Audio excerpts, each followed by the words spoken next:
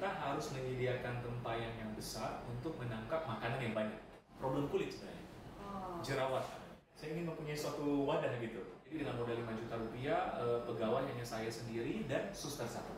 Akhirnya saya bentuk tim, saya satukan misi kita Ekles, saya bilang kita harus kuasai Indonesia Timur. Ya walaupun kecil-kecil, waktu saya balik saya dirikan Ekles TV.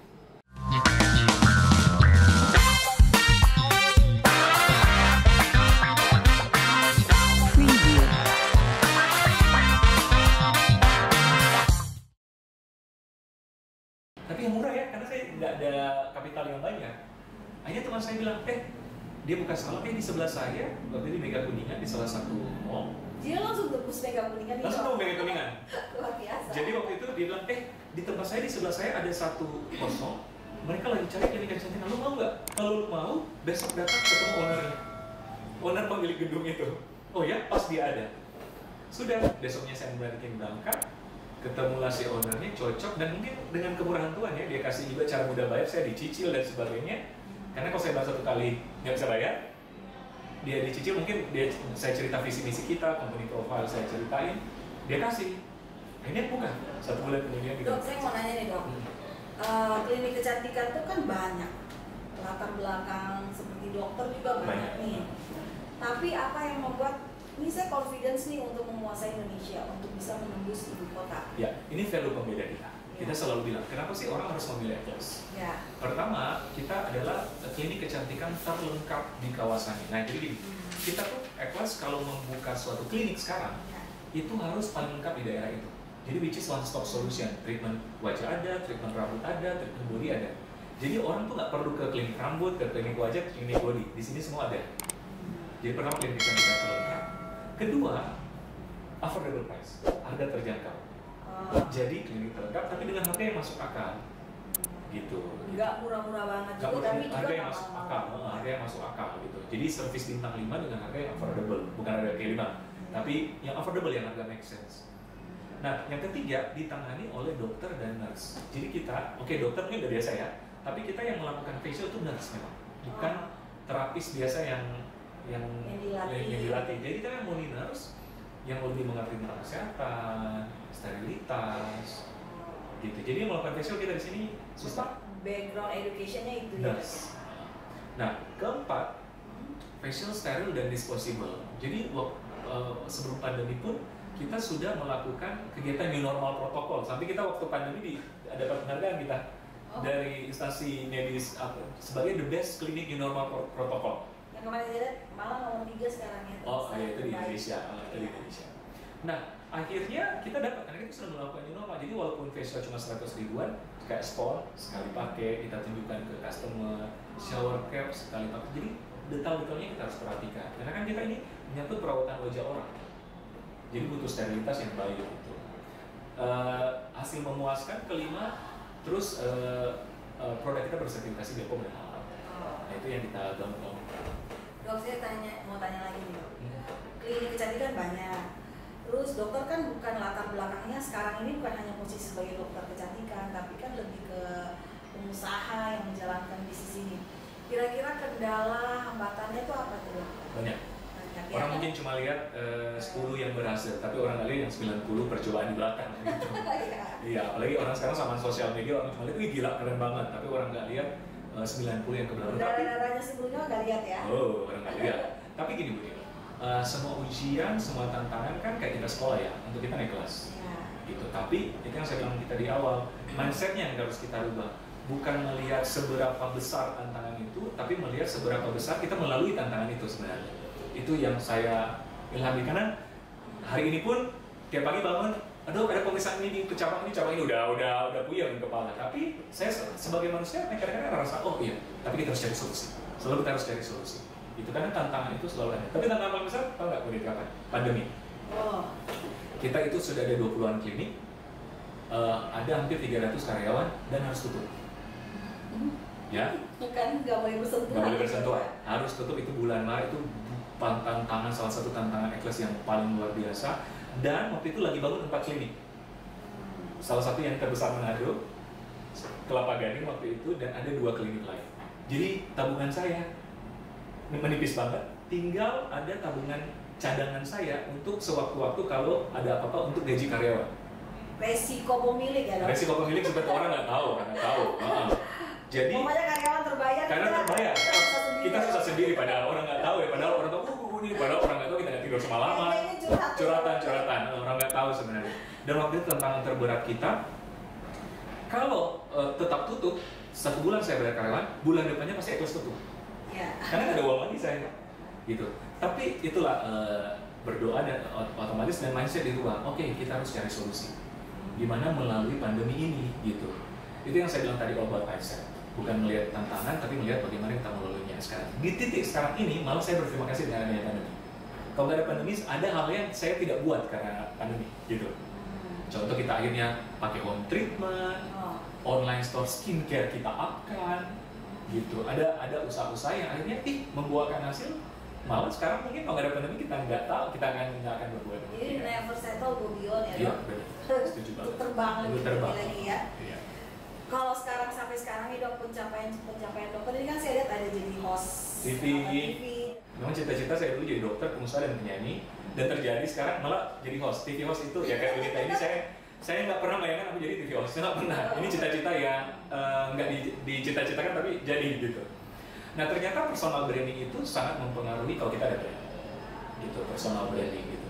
Apalagi nama saya adalah nama brandnya gitu. Tapi tahu nggak dulu, nama saya bukan kayak di Instagram orang mungkin tahu Dr. Eklas. Iya. Itu kalau orang panggil saya Eklas, saya bilang ini baru kenal saya 3 tahun, gitu. Kalau orang bilang Dr. Endro atau Eklandro, ini orang kenal saya waktu di Manado. Iya. Karena nama saya di Instagram dulu Dr. Endro Sendu, bukan Dr. Eklas. Cuma pada saat kita hits di Jakarta dan tidak sengaja memang jalan Tuhan kali ya. Tidak sengaja saya ketemu Badai Krispati. Itu kan kegiatan marketing klinik, istrinya mau perawatan. Saya masih tinggal di Manado, waktu itu masih pulang pergi dan marketing saya bilang, Dr. Endro fans banget sama Krispati. Ini saya fans banget sih. Saya cuma tahu lagu Krispati kalau karaoke. Begitu. Jadi akhirnya mereka video call terus bilang, dokter kalau ke Jakarta mampir-mampir pas dia. Ada waktu, senang banget dong saya kan. Saya ke Jakarta, ada kesempatan. Saya ke Jakarta, akhirnya saya mampir studio rekamannya, dia bilang, boleh juga. Nggak tahu ya. Apakah peres-peres dianya atau gimana? Boleh juga, so dokter, yuk kita bikin single. Aku bikinin. Itu single berhadiah sih. Wih, gitu. Oke, cepet banget. Saya pulang 2 minggunya depan dia suruh pilih lagu, ada 2 lagu, kita pilih 1 lagu ini, 2 minggunya rekaman, besoknya bikin video klip, keluarlah lagu kita sekaligus aku launching klinik saya di Plaza Indonesia. Nah itu cita-cita juga yang jadi kenyataan di Plaza Indonesia. Itulah titik awal saya. Buy one get two. Itulah titik awal yang saya terjun di dunia entertainment. Akhirnya saya diundang di TV, termasuk acara TV saya sekarang. Kondisi Eklas dulu sama sekarang bedanya di mana dok? Kondisi apanya? Jauh. Mulai dari nama brandnya sendiri, terus situasi klinik, itu perbedaannya gimana dok? Oke, secara umum otomatis Tenggak maksudnya kebayang ya, maksudnya dulu kan misi kita brand Sulawesi yang ingin go nasional. Mungkin kita satu-satunya mungkin sekarang bisa go nasional gitu dan bisa ada tempat di masyarakat Indonesia. Dari brand awareness bersyukur Tenggak alhamdulillah kita going well, bertumbuh besar dari segi brand, dari segi cabang-cabangnya kita perbanyak, termasuk dari segi sarana dan prasarana jauh lebih baik dari kemarin, dari struktur bangunannya, brand identity-nya, otomatis pergeserannya kalau lihat before after-nya berubah besar sih. Apa bedanya dok semenjak dipegang sama Uban Agni? Kan berarti kan saya coba untuk jaga nih identity Eklas. Menurut dokter tuh dari segi pandangan dokter kayak gimana dok? Oke.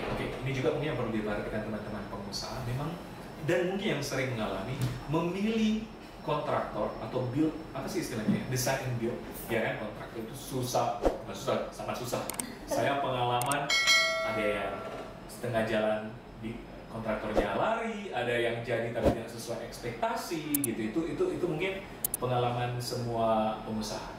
Tapi bersyukur saya dipertemukan dengan Ubanar, Bu Dita, dan Pak Chan dan tim. Akhirnya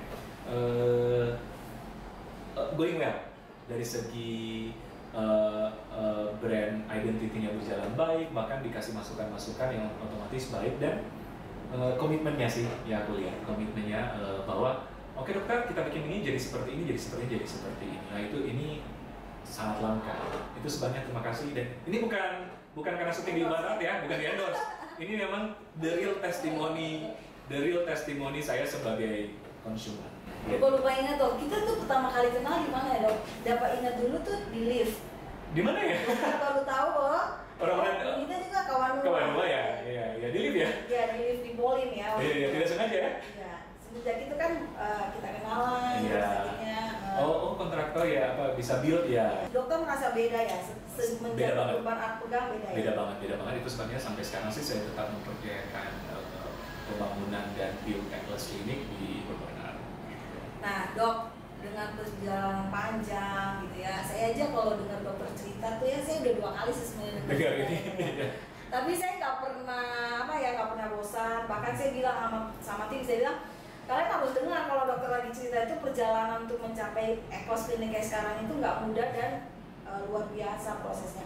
Nah harapan dokter ke depan tuh untuk dokter sendiri, untuk klinik sendiri itu seperti apa dok? Oke. Seperti yang selalu diajarkan orang tua saya sih, tetap menjadi berkat untuk orang lain. Jadi diri saya dan Atlas Clinic itu landasannya, fondasinya gitu. Kan dengan ada Atlas Clinic semakin banyak, kita menjadi lebih banyak berkat untuk orang. Secara pribadi luar itu dan di klinik juga itu landasan, berguna bagi banyak orang. Berkat kan juga bukan anggota Mania.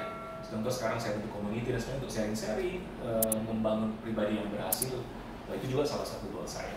Tapi otomatis kalau dari pribadi sendiri kan saya sebagai dokter, pengusaha, entertainer, otomatis di setiap 3 bidang ini saya mau menjadi versi terbaik saya. Oke, gitu. Tapi kalau dari segi Atlas Clinic, wah cita-citanya besar banget. Kita ingin menjadi market leader di Indonesia, ingin menguasai Indonesia, bahkan bisa mewakili Indonesia dengan cara internasional. Internasional ya dok ya. Oke dok, terima kasih banget. Inisiatifnya sangat berguna buat kita semua, bermanfaat. Kita berdoa Atlas makin besar, amin. Segera go internasional, dokter sehat, tambah glowing ya. Para Urbaners, terima kasih udah menyaksikan perbincangan saya dengan dokter Atlas. Terima kasih untuk terima kasih juga untuk Urban ya, yang selalu setia menemani perjalanan Atlas. Oke, thank you. Selamat sore.